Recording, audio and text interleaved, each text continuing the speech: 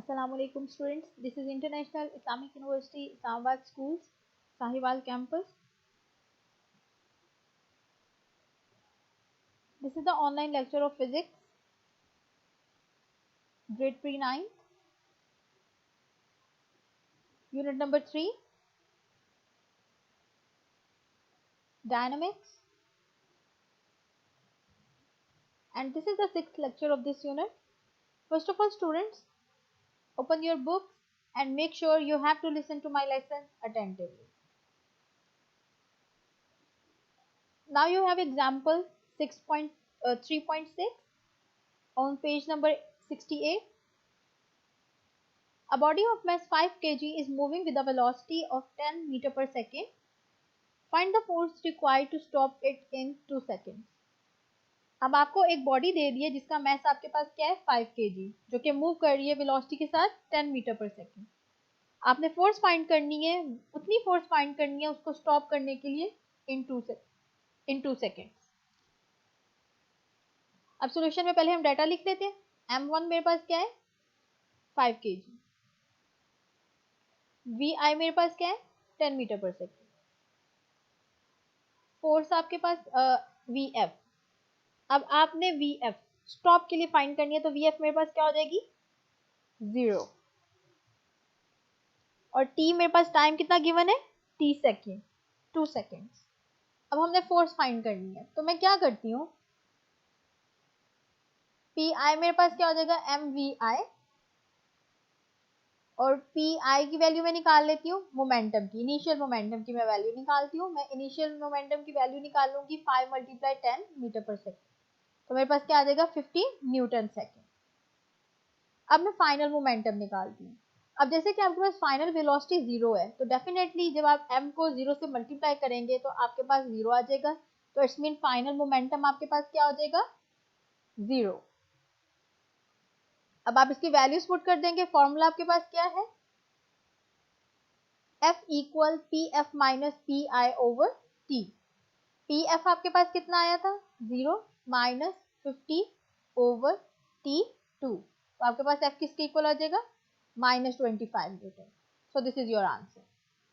Thus 25 Newton force F is required to stop the body.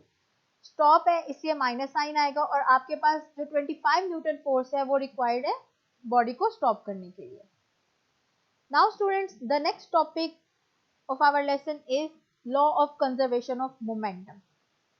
Students, please open page number 69. Momentum of a system depends on its mass and velocity. A system is a group of bodies within certain boundaries. An isolated system is a group of interacting bodies on which no external force is acting. If no unbalanced or net force acts on a system, then according to equation 3.14, its momentum remains constant. Thus, the momentum of an isolated system is always conserved. This is the law of conservation of momentum. It's stated है. अब आपको पता है कि जो momentum है वो किस पे डिपेंड करते हैं, वेलोसिटी एंड मास पे. Momentum equal mv, so it's mean momentum depends on mass and velocity. अब हमारे पास सिस्टम क्या होता है, a system is a group of bodies. System जो है वो हमारे पास ग्रुप ऑफ बॉडी है विद सर्टेन बाउंड्रीज, मतलब उसके इर्द गिर्द कोई बाउंड्रीज होंगी. आइसोलेटेड सिस्टम हमारे पास क्या होता है, आइसोलेटेड सिस्टम हमारे पास जो है वो ऐसा सिस्टम होता है जिसपे कोई फोर्स एक्ट नहीं कर रही होती, कोई भी एक्सटर्नल फोर्स नहीं होगी, और ना ही उसमें कोई भी फोर्स हम अप्लाई नहीं करेंगे. उस सिस्टम को हम क्या कहते हैं, आइसोलेटेड सिस्टम. अब नेक्स्ट है कि अगर कोई फोर्स एक्ट नहीं कर रही सिस्टम पे, तो फिर अकॉर्डिंग टू इक्वेशन 3.14 में आपने क्या था, the rate of change of momentum is force, so it's mean it's momentum remains constant. ठीक है, अगर आपके पास कोई फोर्स एक्ट नहीं कर रही, कोई एक्सटर्नल फोर्स नहीं है, so it's mean rate of change of momentum is constant. अब नेक्स्ट वो कह रहे हैं कि अगर मोमेंटम जो है वो आइसोलेटेड सिस्टम पे लगता है तो वो हमेशा हमारे पास क्या होता है, कंजर्व. कंजर्व का मीनिंग ये होता है कि जो इनिशियल मोमेंटम होता है वो फाइनल मोमेंटम के इक्वल होता है. वो सेम रहेगा, आपके पास मोमेंटम चेंज नहीं होगा। इनिशियल सिस्टम में और फाइनल में मोमेंटम चेंज नहीं होगा, वो सेम रहेगा। अगर फॉर एग्जांपल आपके पास एक इनिशियल स्टेट पे उसका मोमेंटम आपके पास अगर 10 है, तो फाइनल स्टेट पे भी उसका मोमेंटम आपके पास क्या होगा, 10 ही होगा, मोमेंटम सेम रहेगा। This is called the law of conservation of momentum. इसको हम क्या कहते हैं, law of conservation of momentum. अब हम इसकी स्टेटमेंट देखते हैं। The momentum of an isolated system of two or more than two interacting bodies remains constant. अब वो कह रहे हैं कि जो मोमेंटम है आइसोलेटेड सिस्टम, दो या दो से ज्यादा बॉडीज जो इंटरेक्ट कर रही हैं, ठीक है, उनका कांस्टेंट रहेगा। अब आइसोलेटेड सिस्टम जो कांस्टेंट ये है, कंजर्वेशन ऑफ मोमेंटम जो है वो आपके पास आइसोलेटेड सिस्टम के लिए, ये जो है जो लॉ है ये एप्लीकेबल है आइसोलेटेड सिस्टम के लिए, क्योंकि उनमें कोई एक्सटर्नल फोर्स नहीं अप्लाई हो रही। अब हम इसकी एग्जांपल्स देखते हैं। फर्स्ट एग्जांपल है, consider the example of an air filled balloon as described under the third law of motion. In this case, balloon and the air inside it form a system. Before releasing the balloon, the system was at rest, and hence the initial momentum of the system was zero. As soon as the balloon is set free, air escapes out of it with some velocity. The air coming out of it possesses some momentum. To conserve momentum, the balloon moves in the direction opposite to the air rushes out. अब वो कह रहे हैं कि आपके पास एक example है air filled balloon की, जैसे कि हमने इसको पहले न्यूटन थर्ड लॉ में भी देखा था। दोबारा देखते हैं। एयर फिल्ड बैलून है, बैलून और जो उसके अंदर एयर है वो एक सिस्टम बना रही है। बैलून को रिलीज करने से पहले आपके पास सिस्टम क्या था, वो रेस्ट में था, उसके अंदर एयर भी थी, तो उसका इनिशियल मोमेंटम हमारे पास क्या हो जाएगा, जीरो, क्योंकि उसकी वेलोसिटी हमारे पास क्या होगी, जीरो। अगर वेलोसिटी जीरो है तो डेफिनेटली हमारे पास मोमेंटम भी क्या होगा, जीरो। तो it's mean initial momentum is zero. अब थोड़े टाइम बाद जैसे ही मैंने बैलून को छोड़ा, क्या होगा, उसमें से हवा निकलेगी। अब जब उसमें से हवा निकली, उसकी कोई वेलोसिटी आ गई। अब जैसे ही उसमें से वेलोसिटी निकली तो डेफिनेटली उसने मोमेंटम वो हमारे पास किया, प्रोड्यूस किया। अब मोमेंटम लॉ ऑफ कंजर्वेशन है ये, मतलब कि मोमेंटम सेम रहेगा। Law of conservation of momentum को करने के लिए क्या होगा कि वो जो बैलून है वो ऑपोजिट डायरेक्शन में मूव करेगा। आपके पास जो हवा है वो बाहर पीछे की तरफ निकलेगी, लेकिन आप देखते हैं कि जो बैलून है वो आगे की तरफ मूव करते हैं। तो वो बैलून ने क्या किया, ऑपोजिट डायरेक्शन में मूव करना शुरू किया। हवा जो थी वो एक्शन था, हवा का निकलना, और जो बैलून का मूव करना है वो क्या है, रिएक्शन। तो ये हमारे पास उसका जो लॉ ऑफ कंजर्वेशन मोमेंटम है वो सेम रहेगा। Law of conservation of momentum इस पे अप्लाई होगा। नेक्स्ट है आपके पास एक्सप्लेनेशन। ये आपके पास एक, अब आपकी बुक पे एग्जांपल बनी हुई है, पेज नंबर 69 पे फिगर बनी हुई है। बिफोर कोलिजन, कोलिजन से पहले आपके पास दो बॉडीज है, इसको एक्सप्लेन करते हैं। Consider an isolated system of two sphere of masses m1 and m2 as shown in the figure 3.14. They are moving in a straight line with initial velocities ui and u2 respectively, such that ui is greater than u2. Sphere of masses m1 approaches the sphere of mass m2 as they move. अब वो कह रहे हैं कि isolated system में हम लोगों ने क्या किया है, दो स्फीयर्स लिए हैं, एक का मास हमारे पास क्या है m1 और दूसरे का मास हमारे पास क्या है m2। अब वो हमारे पास क्या है, स्ट्रेट लाइन में मूव कर रहे हैं, ठीक है। उनकी इनिशियल वेलोसिटी क्या है, मैंने कहा m1 की जो इनिशियल वेलोसिटी है वो ui है और m2 की वेलोसिटी क्या है, u2। अब मैंने कहा कि इस तरह से है कि u1 जो है वो ग्रेटर देन u2 हो, u1 उसकी वेलोसिटी जो है वो ग्रेटर देन u2, का मास कम, वेलोसिटी ज्यादा। अब मैं कह रही हूँ कि स्फीयर ऑफ मैसेस, अब जो स्फीयर ऑफ मास m1 है वो अप्रोच कर जाएगा m2 से स्फीयर की, कब, जब वो मूव करेगा। बिफोर कोलिजन मतलब अभी उन्होंने हिट नहीं किया, हिट करने से पहले वो मूव कर। अब मैंने कहा initial momentum of mass m1 क्या होगा, m1 u1, m भी होता है वेलोसिटी मल्टीप्लाई मास, तो मास हमारे पास क्या है m1 u1। इसी तरह से मैं initial momentum of mass 2 find कर लूंगी, वो मेरे पास क्या आ जाएगा m2u2। अब मैं क्या करती हूँ, टोटल इनिशियल मोमेंटम फाइंड करती हूँ। टोटल फाइंड करना है बिफोर कोलिजन, तो वो मेरे पास क्या होगा, दोनों को ऐड कर दूंगी, m1u1 प्लस m2u2। इसको मैंने इक्वेशन 3.15 का नाम दे दिया। अब मैं कहती हूँ कि after some time mass m1 hits m2 with some force। अब मैंने कहा कि कुछ टाइम बाद क्या हुआ है कि ये देखें कि mass m1 जो है उसने हिट किया है m2 को। यहाँ पे इनकी अब क्या हो गई है, कोलिजन हो गई है, उन्होंने हिट कर दिया। According to Newton's third law of motion, m2 exerts an equal and opposite reaction force on m1। अब m1 ने क्या किया है, उस पे हिट किया है, तो m2 क्या करेगा, वो एक इक्वल फोर्स एक्सर्ट करेगा लेकिन ऑपोजिट, उसकी डायरेक्शन क्या होगी, ऑपोजिट होगी। Let their velocities become v1 and v2 respectively. अब उनकी वेलोसिटीज क्या बन गई हैं, v1 and v2 after collision. अब आफ्टर कोलिजन, कोलिजन के बाद, ये हिट करने के बाद अब उनकी वेलोसिटीज क्या हो गई है, v1 एंड v2। ये मेरे पास उन्होंने फिर से मूव करना शुरू कर दिया। अब उसकी m1 की वेलोसिटी क्या है, v1, और m2 की वेलोसिटी क्या होगी, v2। अब मैं कहती हूँ कि उनका फाइनल मोमेंटम फाइंड करती हूँ। m1 क्या हो जाएगा, m1 v1। इसी तरह से final momentum of mass m2, वो मेरे पास क्या हो जाएगा, m2 v2। अब मैं टोटल मास फाइंड कर लेती हूँ आफ्टर कोलिजन, वो मेरे पास क्या आ जाएगा, m1 v1 plus m2 v2। इसको मैंने 3.16 का नेम दे दिया। अब नेक्स्ट मैं कहती हूँ according to the law of conservation of momentum.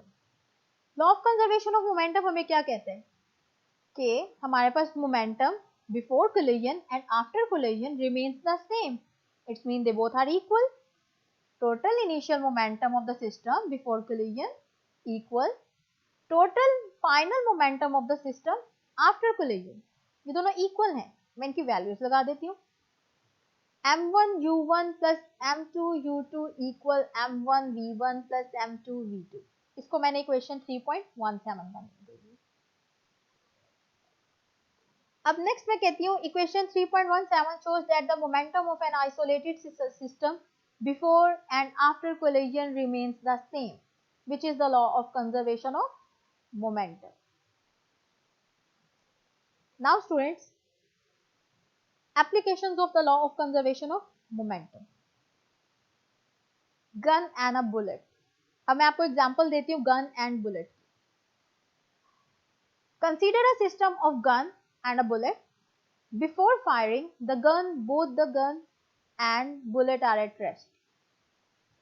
So the total momentum of the system is 0.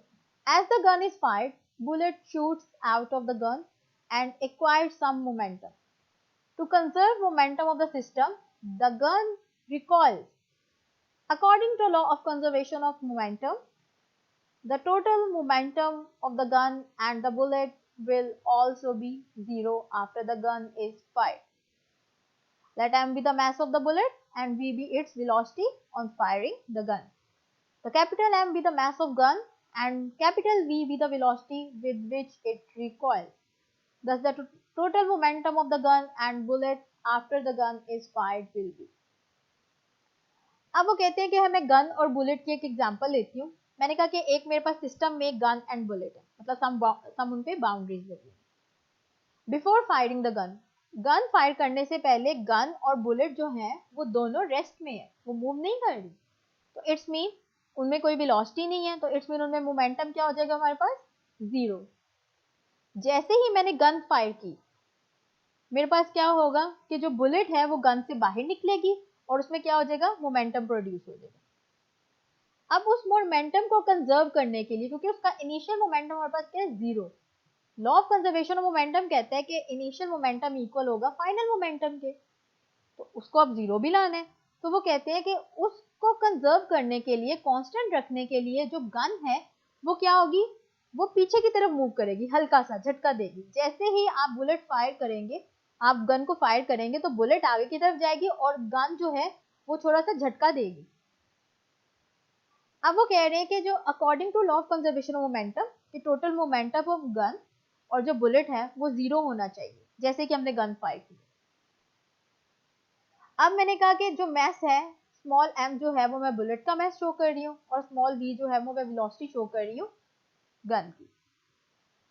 फिर मैं कहती हूँ कि जैसे ही कैपिटल M जो है वो मैस ऑफ गन है, और कैपिटल V है वो वेलोसिटी जो कि उसकी बैकवर्ड आई है, जो उसने पीछे झटका दी है।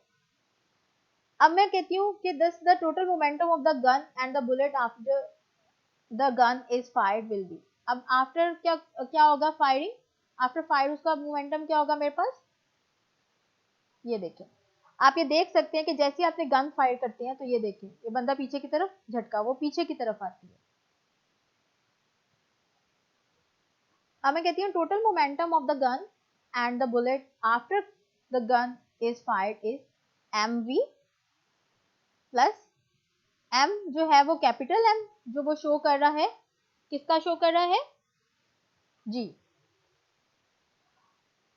v, ये कैपिटल V, ये हमारे पास आ गया, ठीक है।